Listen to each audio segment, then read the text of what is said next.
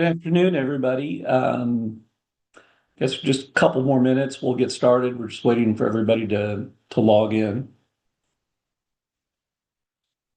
All right. Those 2 minutes pass fast. It's 2 o'clock. Welcome to Beyond Keywords, how AI is reshaping consumer behavior and SEO, and the future of SEO. Next slide. My name is James McAlpine. I'm with Benefit Marketing Solutions. Want to start off by telling everybody that a copy of today's presentation will be available on APRO's website under the Education Resources tab. A couple of housekeeping things that we have to say early on. One is that any views expressed in this webinar are for general information purposes only and do not represent any official views or positions of the APRO organization. And then references in this webinar to any specific commercial product or service or the use of any corporate name is informational for APRO members and does not constitute endorsement or recommendation by APRO unless explicitly stated by APRO.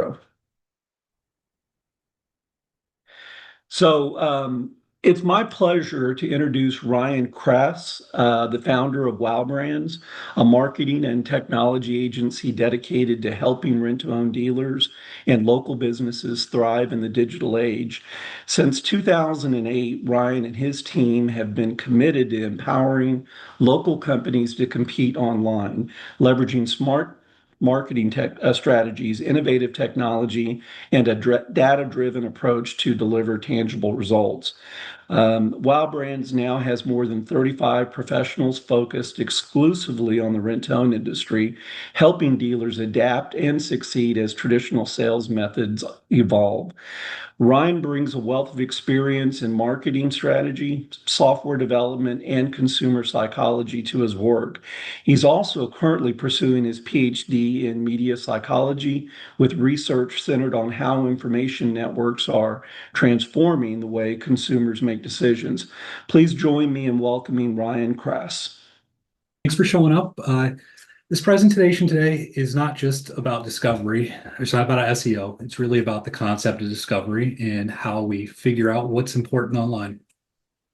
The way that people find businesses has changed over the past 20 years. It's really changed more in the last 2 years than it has in the last decade.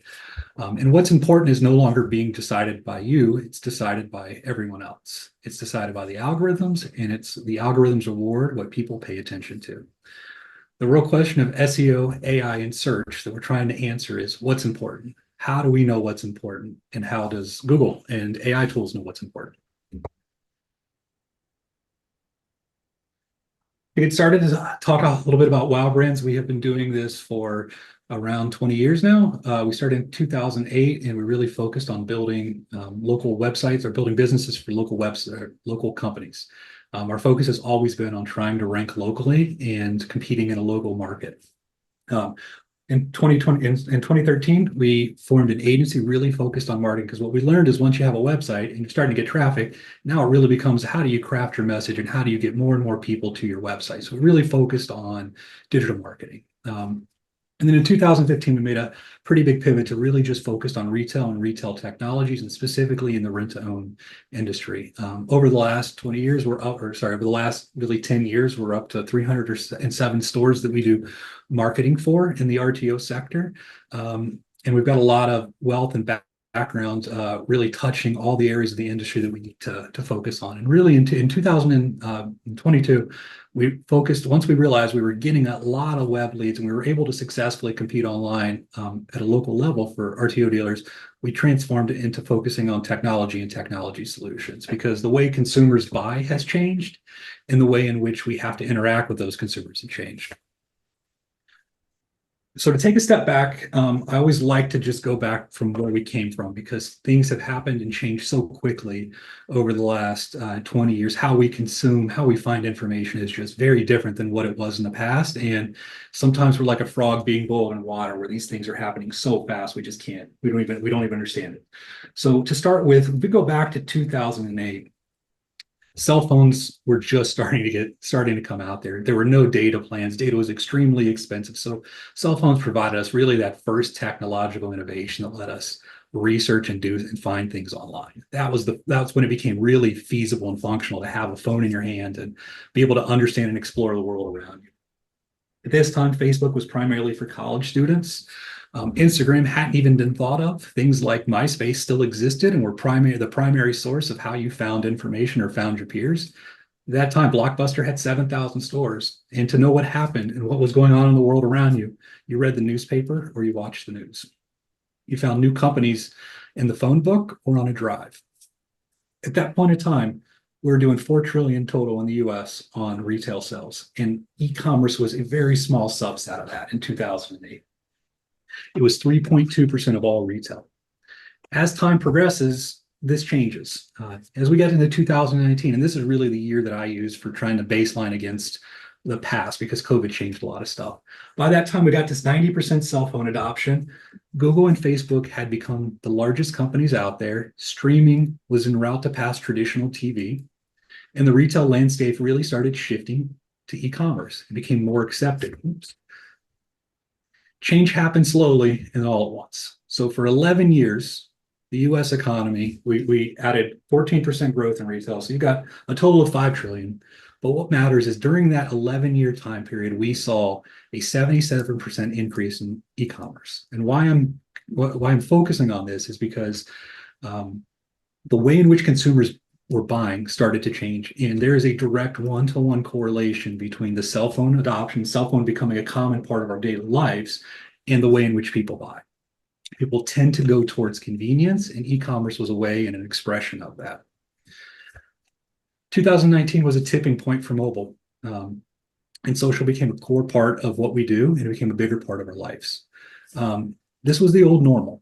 And then we had COVID. And I bring this up always because we saw very precipitous change during that time. Today, we're in this weird hybrid digital physical retail era where consumers are almost always starting their shopping purchases online today. 81% of retail shoppers research online before they purchase. 74% of people in a store, based off surveys, have researched the store and the product before they came in. So what that means for you and what that means today is 74% of people have already kind of done the research and online before they are ready to buy a store. And 60% of all shopping experiences start online before they even enter into a store. As we were talking about before, change happens slowly and then all at once.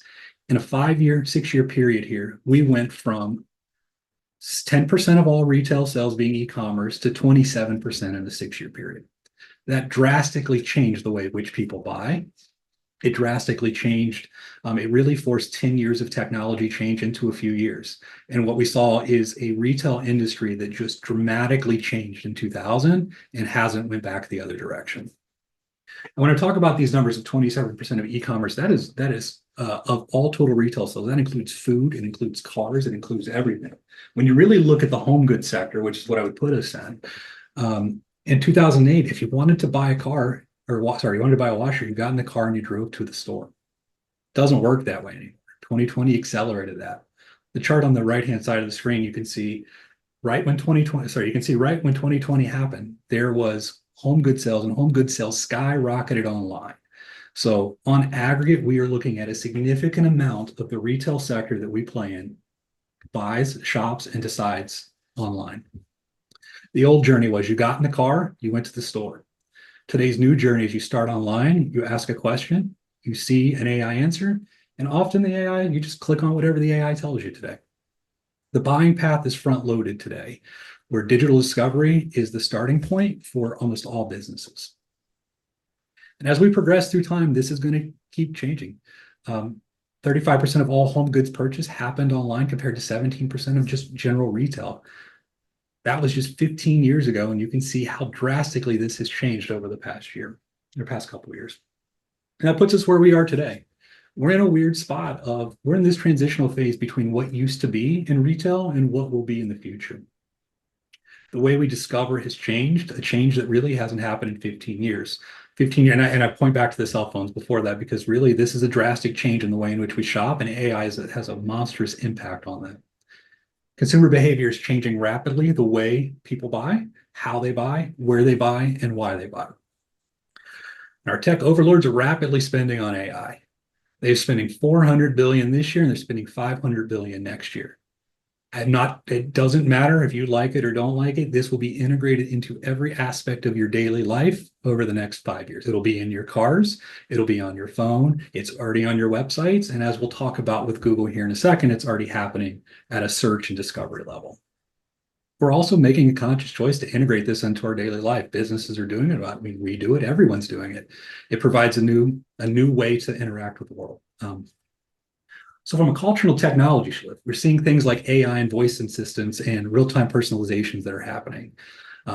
We're talking before in the next couple of years, you'll be talking to your phone and your phone will be doing most of the research and giving you the answer and responding back to you. That's the reality of the world that we're in today. Things like voice assistants on a lab. I'm assuming most people have some form of an Alexa type of product. Those didn't exist 5 years ago. This is just a new way in which we're interacting and doing our discovery and shopping process. Short form videos, live commerce, AR, virtual reality, shopping experience are becoming common. And not only are they becoming common, they're becoming more and more rewarded by the search tools. Streaming, social commerce, subscription services dominate how people consume media and how they shop. Physical stores still exist, but many have been transformed into experiences, showrooms, or logistics hubs. We're in a weird mid transition right now between how things used to work and how they're going to work in the future. And we have an idea, and we'll talk about some of those principles and concepts. But we're really my objective and kind of talk about on this call is what are the core principles that we need to focus on that are going to be universally true in whatever this new version of the search world looks like. So discovery. Discovery has moved online, is increasingly happening inside of AI.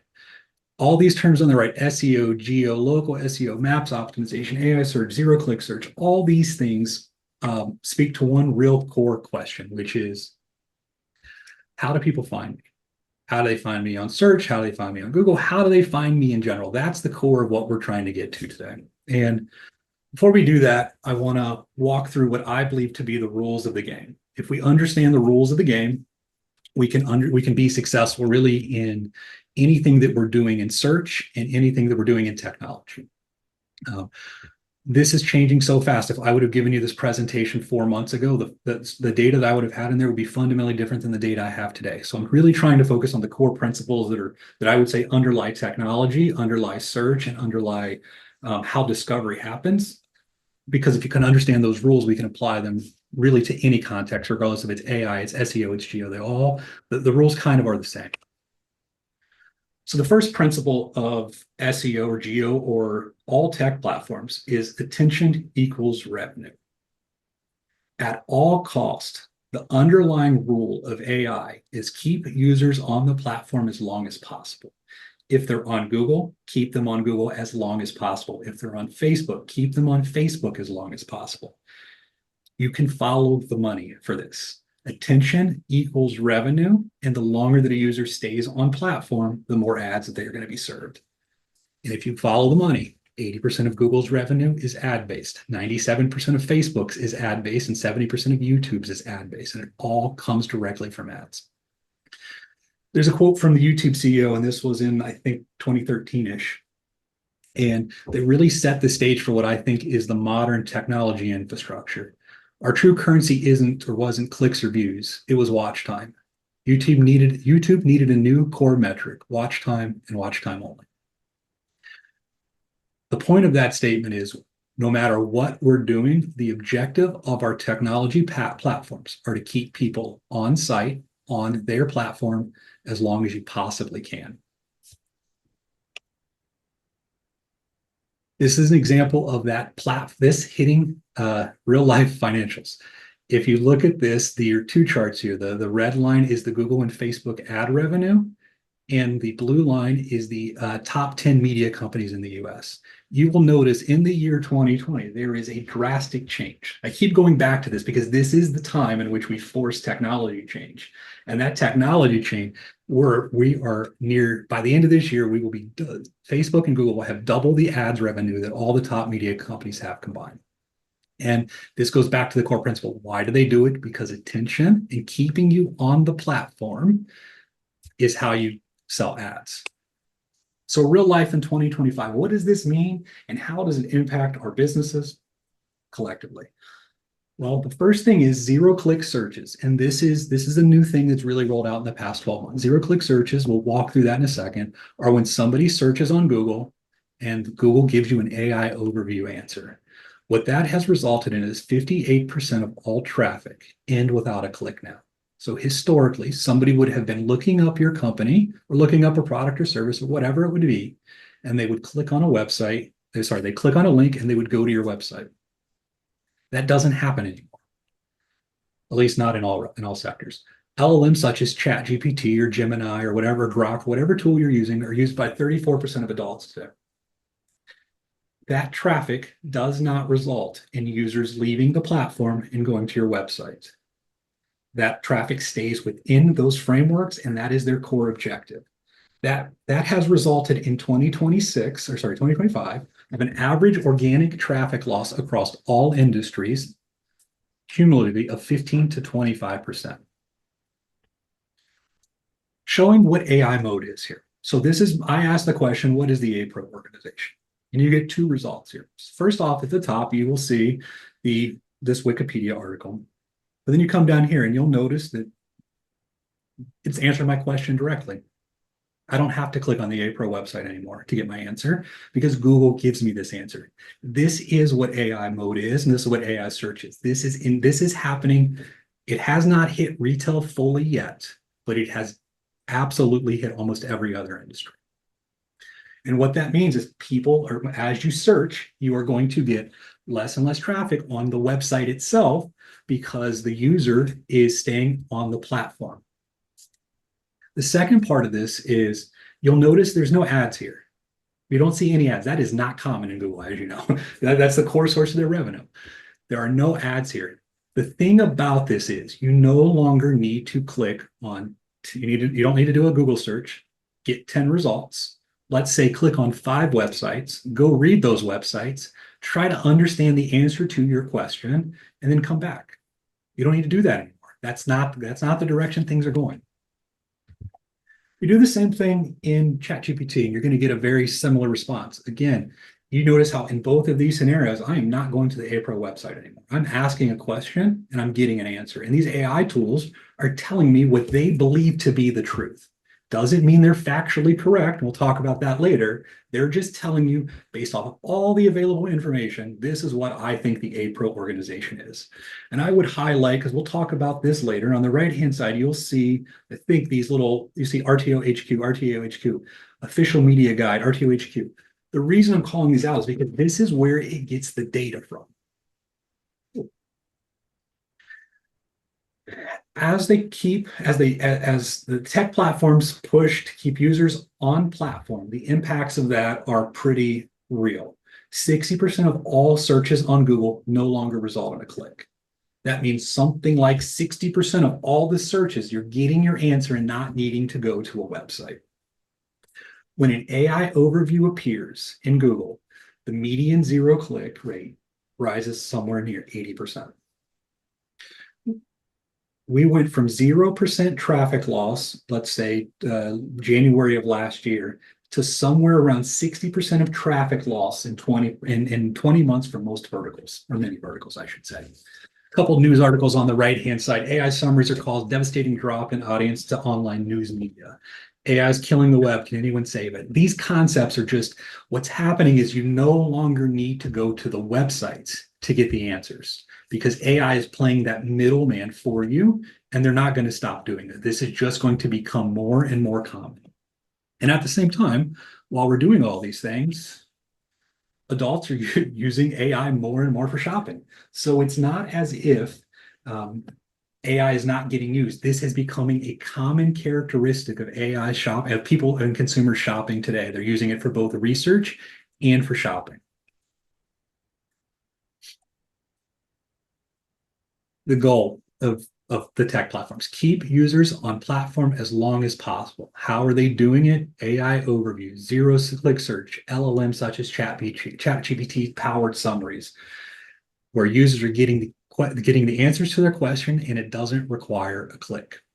And I think this, what I have on the right-hand side is probably the most important bullet point of this presentation. Your website is no longer the only destination. It's just one of many data sources feeding the AI engine about your company. The rules of the game have fundamentally changed in the last couple of years. Don't fight it, lean into it. That's the key to all this. You can't fight this. You're not going to win this. Provide all the data that is needed to understand. Provide all the data needed to do this in a method that could be understood by an AI tool or a bot.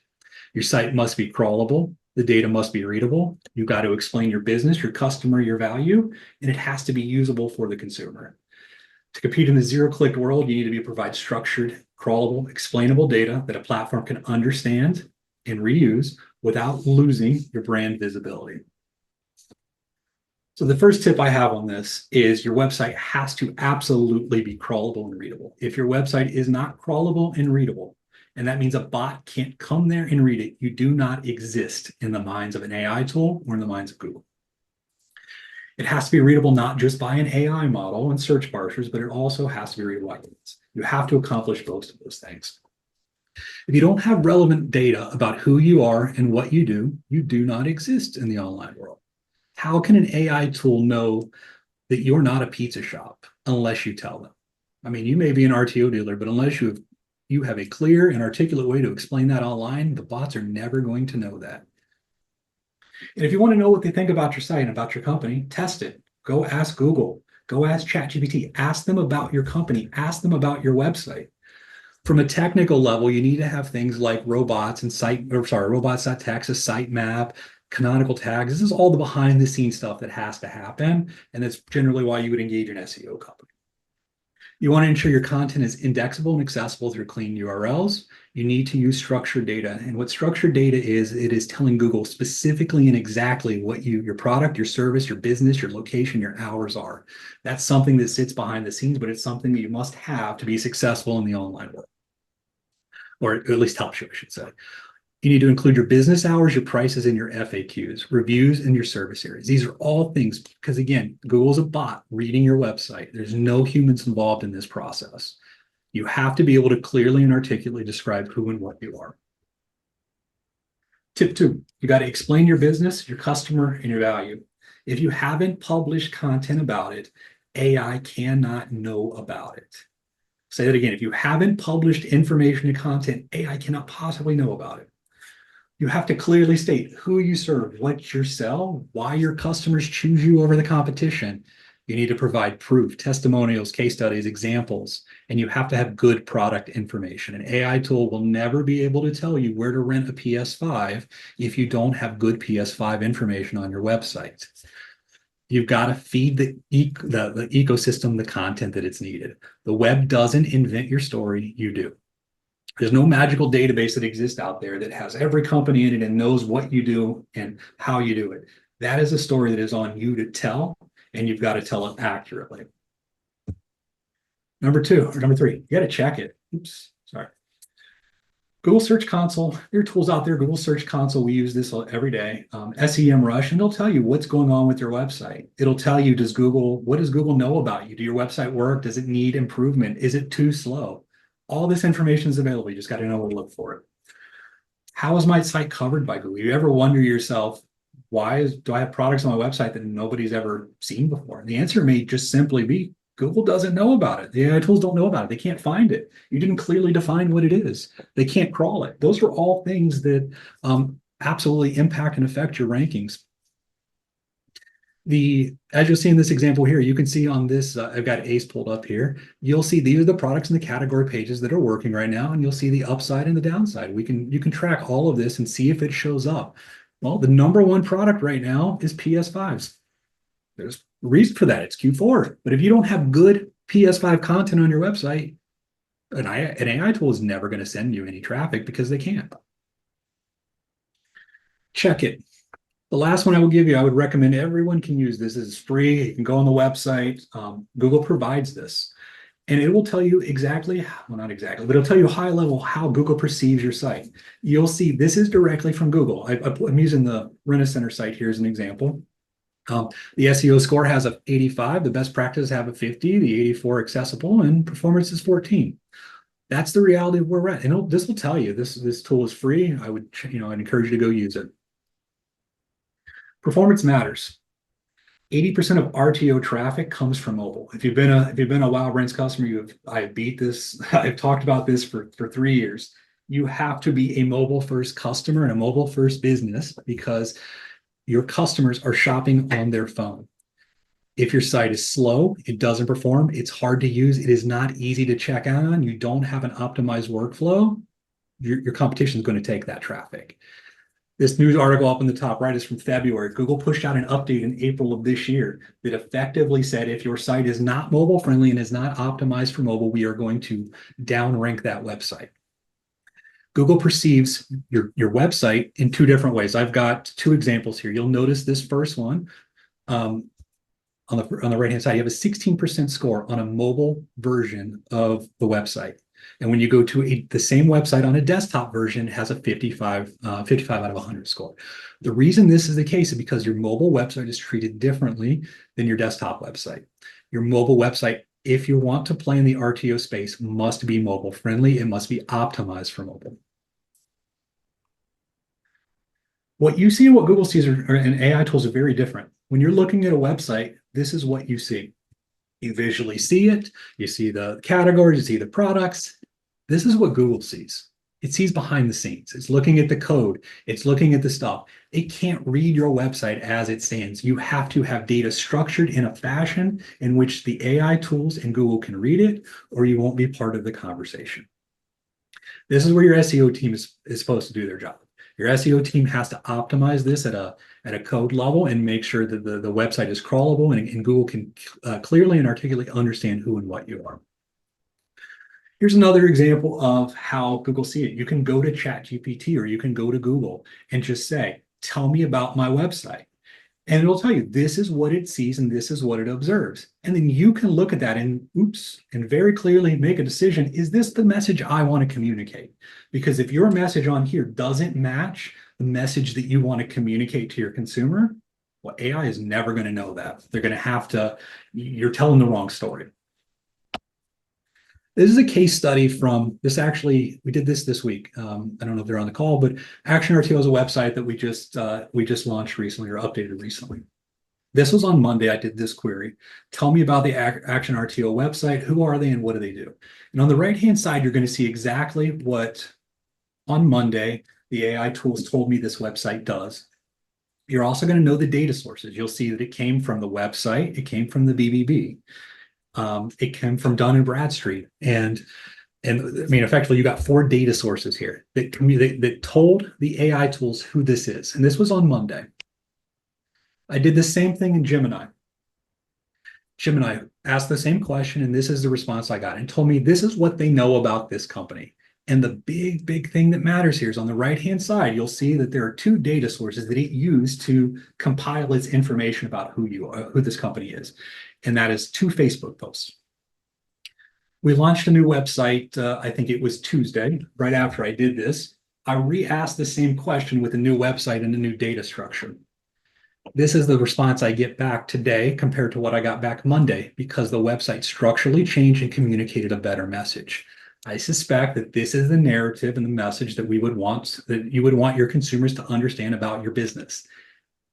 You've got 2 pages of data here, their core values, the difference, things to note, what to check, what they do, who they are. All this was a 1 week, we turned it. We effectively had a website that existed. We updated it with a new content, a new website, a new promotion. This is the difference of telling your story to AI versus what you may currently have. You have to be able to accurately portray your information, who you are, or your company doesn't exist.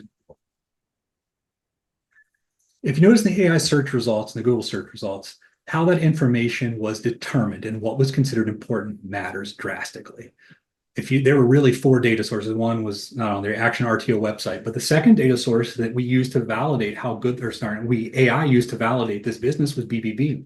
The third was Facebook, and then Dun & Bradstreet. All of these are trying to prove one core story about who this company is and what does the AI tool know about it? We'll cover this part later, but what is important is that the story about the business is not just what you say it is, it's also what other people say it says it is. In SEO version 1.0, I would call it, which would be 10 years ago, it was all about backlinks. And SEO 2.0 or GEO or whatever word we want to use is all about citations. And citation is who's talking about me. This takes us to principle 2, cognitive gravity. The human brain always takes the path of least resistance. Your brain's objective is to conserve energy. Platforms in AI win by removing the friction. This is why AI went from 0 to 50% usage, the fastest technology we've seen advance, because it makes things easier. Consumers no longer search, they accept the first good enough answers.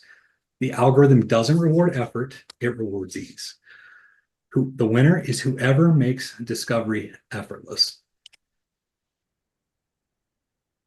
I like to show this video, but I think I messed up audio.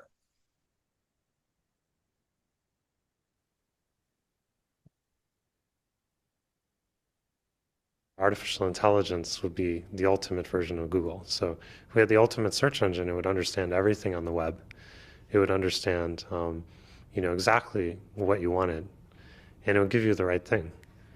And so I know you may not be able to hear because of the audio, but the core of this video is from 2002. And we're going back to 2000. This is CEO of Google. And what he is saying in this video is that the ultimate version of search is AI. You're going to ask a question and you're going to get an answer. This video is 25 years old. They have been heading this direction for 25 years. And that is because the ultimate question is, I want to be able to ask a question and get an answer. There is nobody who wants to ask a question, click on 10 different websites, go read those websites, figure out which one is relevant, which one is valid, and which one is truthful. You want the answer and you want it given to you. Oops. Guess I jumped in. Consumers are going to naturally rely on those tools to be their truth engine. These tools will do their best to give good advice and accurate data, as their survival depends on giving the correct answer. You are never going to continue using an AI tool that gives you bad answers. The only way we can give the consumer good info about your company is to give the tools good data. Good data in results in good data out. I don't think we're going to be sitting here in 2 to 3 years talking about search the way that it traditionally was, where you have 5 ads and you've got 10 organic results. We're going to be talking about a world that you're going to ask a question in Google, or the AI tool is going to give you 2 to 3 results and 1 ad. That's going to eliminate 70% of the possibilities that a user can see or buy. That is the drastic change that has already come and will continue to come. It will effectively eliminate something around 70% of the competition, 70% of the options, simply by only returning back 1 or 2 answers. The discovery process has fundamentally changed. So we're going to recap the rules of the game. Attention is equal to revenue. You got to feed the machine with as much info about your company as possible. It must be done in a non-human and human way. Company content, location page content, product pages. Those are all vitally important in this new world. These tools need to know who you are and they got to know who you are before they are able to recommend you. People want search and shopping to be easy. They don't want to click on 10 sites and synthesize the data and decide. Now that we've set the stage for what Google and AI is looking for, the million-dollar question comes. What is important? How do we know what's important? The web is saturated and discovery is brutally competitive. Even within our niche, the noise is massive. On the right-hand side, we've got total websites in the world. There are 1.5 billion websites out there. There are 5.5 million websites that have the word rental on it. That means when somebody is searching for anything in the rental category, there are 5.5 million options that have that word directly in them. There are 5,800 stores. The core of Google and the core of AI is to understand what is important. That's exactly why Google was formed. Their mission statement: to organize the world's information and make it universally accessible and useful. The original Google white paper tells you how to determine what is important. You don't need to memorize this stuff. The question, what they did is took the popularity of something and turned it into a mathematical score. And if you can understand what it means to be important in the digital age, that is the core task of SEO, geo, all of these things. And this entire discovery process is built around this concept of what's important. And that's what every single platform is trying to figure out right now. What is important? And they all do it slightly different. You don't need to know the code behind SEO or AI. You just need to tell the internet who you already are. The same thing you're already telling your best customers: who you are, what you do, why, where you are, and why you're the best choice. The data needs to be structured and crawlable. And today on the right, you'll see on the right-hand side, we've got, these are things like Facebook likes, backlinks, Google reviews. What's important in the digital age, in the digital information ecosystem, is what's important is what everybody else says is important. In business and in life, importance isn't something you declare, it's something other people decide for you. When enough people say you matter, when they link to you, when they talk about you, when they leave you reviews, or you show up for you, that's when you become important online. Value comes from a collective trust. The company stock doesn't rise because the company says it's great, it rises because the market agrees with you. The SEO and discovery are just the online version of market confidence. In school, you couldn't just walk up and say you were cool. Other people had to decide that. Online works the same way. Links, reviews, and mentions are your votes of confidence today. The framework: how do you become the answer? First off, you have to be findable. You have to make sure Google and AI can read and understand who you are. You have to be useful. Answer questions real people are asking you. How does RTO work? What are the questions you're getting from your customers or prospective customers? Those are the questions you have to be answering online. You have to be trusted, and this is one of the biggest things for online. You have to ask for reviews, reply to them, and show your experience. AI learns trust from what others say about you. You got to be local. Every storefront services a geography. You have to lean into that. You have a local address, reviews, and photos and content that says we're here. And you've got to be visual. Show your inventory and your people. So the first part of this, you've got to be findable. We've talked about the crawling stuff. That is vitally important. The second thing that is really the low-hanging fruit, or one of the low-hanging fruit pieces, is your Google My Business profile. This is what's on, when you're on Google, and anything on the right-hand side, when you're looking for a company, you'll see this big thing here that has your company name, your number of reviews, your categories, your photos, all of those things. What I care most about on this is you'll notice you've got photos, and that while this is vitally important at the top, I'm not discounting it. You'll notice at the bottom of this page that same amount of real estate is dedicated to reviews as is to photos. Reviews is a huge, huge part of this. If you do not have your business claimed and you are not controlling this, you've got to get on that now. This is your primary this is your primary source of truth about your company as it exists on the web. Places like Apple Maps and Yelp and Reddit are becoming more important than they used to on this, because the AI tools are just building partnerships with other companies. So while Google is the absolute place you need to be right now, you also have to start thinking about some of the other things like Apple Maps, Yelp, Reddit, because those are becoming more and more important, especially as they start to build partnerships. For example, Reddit signed a contract about a year or two ago for a couple $2 billion directly with Google. So Google emphasizes Reddit over the other two just because that's where they're financially incentivized to do so. Each store needs its own online footprint. You need to have your own verified Google profile. You need to have your own city page on the corporate website. And I would say here, you need to make sure that your store pages are under a master corporate site. The last thing you want to do is, you got 10 locations, just have 10 unique websites, one for every store. What you're telling Google is you're going to compete, all 10 sites are competing against each other, and that is not the fight you want to fight right now. The store page must talk accurately about what you're doing and who you are. And you have to have things like your phone number, your hours, your addresses. I would include service areas. I would include descriptions about your stuff there. And each of those locations, if you notice on the right-hand side here, this is a continuation of the Google profile. At the bottom of this, you notice that it has directly linked your Google, your Facebook, your Twitter, your YouTube, and Instagram directly to your Google My Business. These are all things. This is all one big thing where it's trying to put together a master story about who you are and what you do. This is also your best attack right now against online players and larger companies. As a smaller or an independent owner operator, you have the opportunity here. You can compete in a local market. It's hard. It's extremely hard for a guy that or a company that is in 1,000 different cities to work in 1,000 different markets online. You have that benefit. This is your absolute low-hanging fruit right now. Own the local ecosystem. This is where your online players cannot compete with you. The other thing about this, and I'm in Columbus, so when I do searches, Showplace tends to be the company that shows up.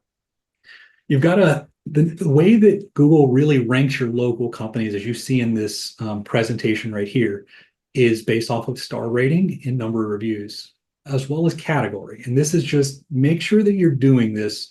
If you're a furniture rental company, you want to be in the rental category. You do not want to be in the furniture store category. Your rental company. You have to focus and lean into the rental words and the rental phrases, and don't try to compete in the furniture store because all you're doing is confusing Google. If you can't say that you're a furniture store and then go to the website and everything have a monthly and weekly price. That's not the way furniture stores work, and you're trying to fight a battle you can't fight. You got to be useful. This is where AI differs from the past. People ask questions. They don't type keywords anymore. Your customers are already searching. You just have to be where they're at and show up when they're at, where they're asking. Helpful content builds trust and visibility. Think about the questions you get in store on the phone. How does rent to own work? Can I get same day delivery? What happens if something breaks? Your website has to talk and communicate those stories. You got to be useful. Answer the questions people actually ask. Write a short post, make a 1-minute video, or record a simple FAQ answering the larger questions in plain language. You need to put these on your website, your FAQ, your blog, your Google My Business profile, put them on Facebook or YouTube, any of those places. Usefulness builds trust. Trust builds relevance or drives relevance, and relevance drives visibility. This one's a relatively new. Show, don't just tell. AI and Google are learning from what they see. This is the difference in AI models from language models back in the day. They can do visual and cross-platform types of technologies.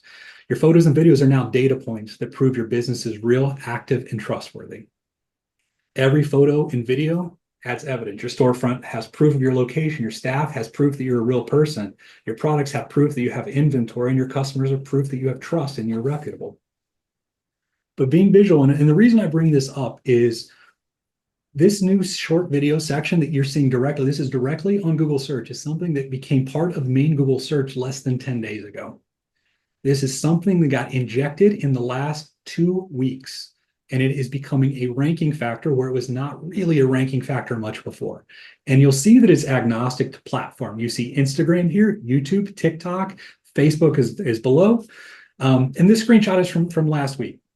But the reason the reason this is here is because it all comes back to one big story, which is AI and search platform are prioritizing video results because it keeps a person engaged longer. And if you notice on the right-hand side here, this is a heat map. This is where your eyes are drawn to, and you'll notice how you look and naturally spend more time on this page than you would on Google. 91% of consumers say they want more online videos from brands. Video is now the #1 source of product discovery on places like YouTube, TikTok, and Reels. It's shaping purchasing intent faster than text does. Platforms favor brands that upload authentic and local short-form content. Every photo and video that you upload becomes data that the AI learns from. Visual content captures attention, and attention equals revenue. And I've got this on here because this screenshot is roughly from Monday. And when I come to the second page here, we see a video from Showplace now within a 1-week period. This video is 3 years old. It's now the 6th result on Google from this, from a PS5 conversation from 4 years ago. Google is changing what they emphasize, and video is becoming a much bigger part of that story. Trust isn't what you say, it's what other people prove. What's important is what everyone else says is important. Proof beats promotion. And this is today done based off of reviews. If you've been on any talks, I will push reviews every chance I can, and it is the low-hanging fruit. It is what you have to focus on at an independent or local level. You should aim for 5 reviews a month because reviews are a form of trust. This is answering the question of what do other people, if people are leaving a review, it by definition means they think you're valuable or important. And that's the key to all of this. Reply to your reviews, use customer names, and share those reviews on social media. Own your story or someone else will. AI tools summarize your business based off of whatever data they can find, good or bad. You have to fill in the blanks before someone else does. The last two slides about WowRins. We're not generalists, we're retail specialists. We have 28 full-time people working full-time on rent to own all day, every day. What we do is website management that it consists of RTO customer flow, lead collection, promotions, email marketing, SEO, AI, paid ads, and top local rankings. As we built that over the past couple of years, we realized that, well, that's great, but we're getting a lot of leads now. And now we have to figure out how to work with our consumer different. And that's really what we focused on. We built a CRM that is an RTO specific workflow. It has integration with Versant high touch, and we have texting and VoIP integrated into it. And the difference between really us and what we do and everybody else is we are focused on the consumer, and the consumer primary is our primary driver. We build websites that a consumer will convert on and focus on and will rank locally. And we focus on easy checkouts and things that a consumer would want from an RTO website, because that's what we're here for. That is all I have. Ryan, wow, just very, very informative. I know I learned a lot listening to you. We have a few questions, and I want to just tell everybody that you can use the chat to ask more questions. And I want to ask you to please stay on through the questions because we have a short survey that we'd like you all to take. So the first question is, what are the fundamentals local businesses should be focused on right now?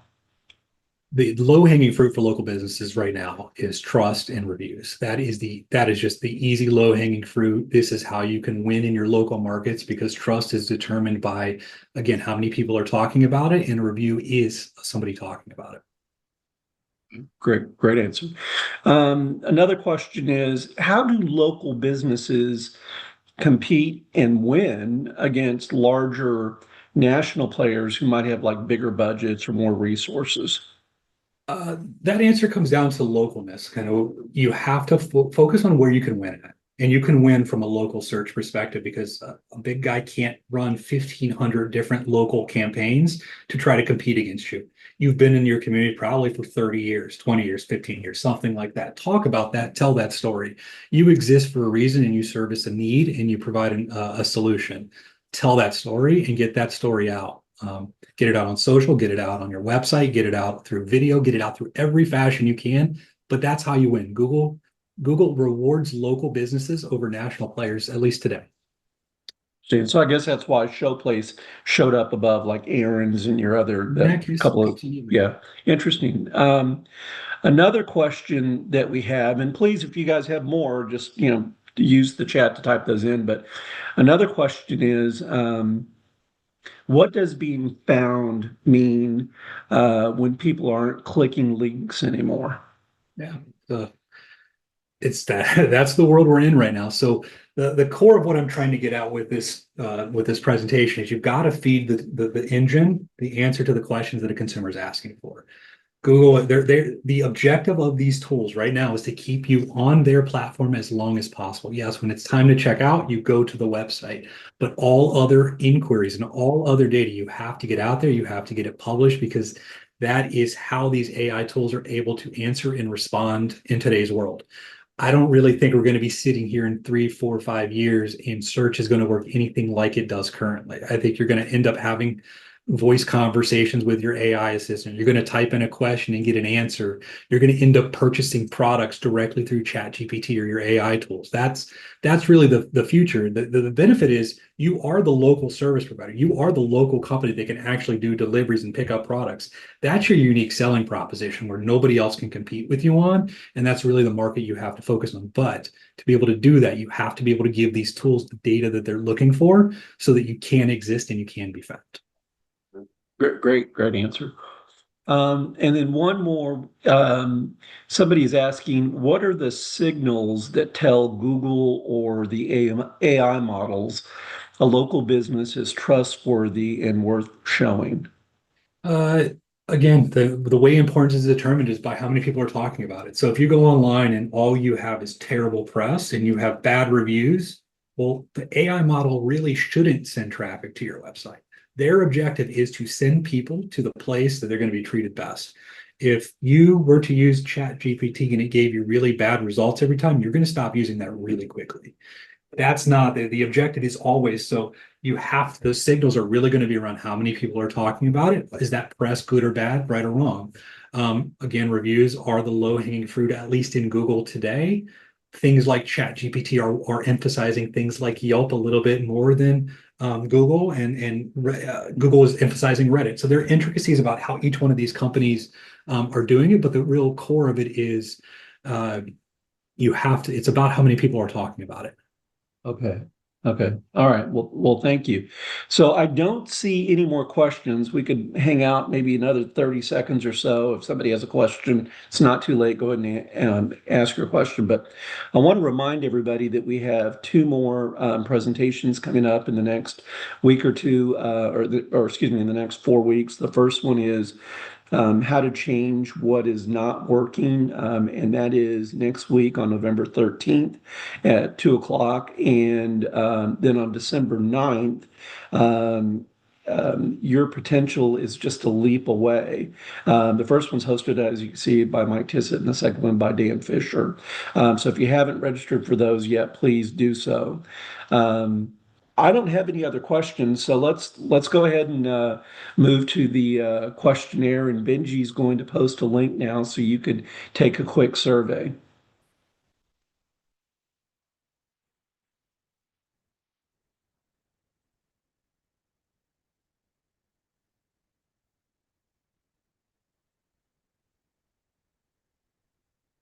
Benji, I don't know if we're going to post the results of the survey, but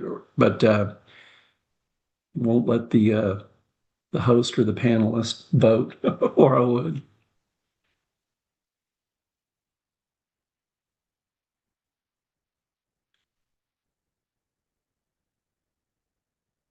Give everybody about another minute or so to respond.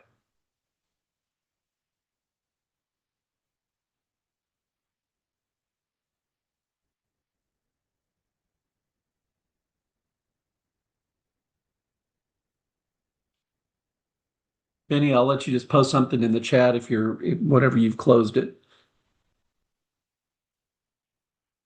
All right. I think that's it. Just want to thank everybody for attending today's presentation. Reminder that it is available on the APRO website, and we sincerely appreciate everybody being on the call today.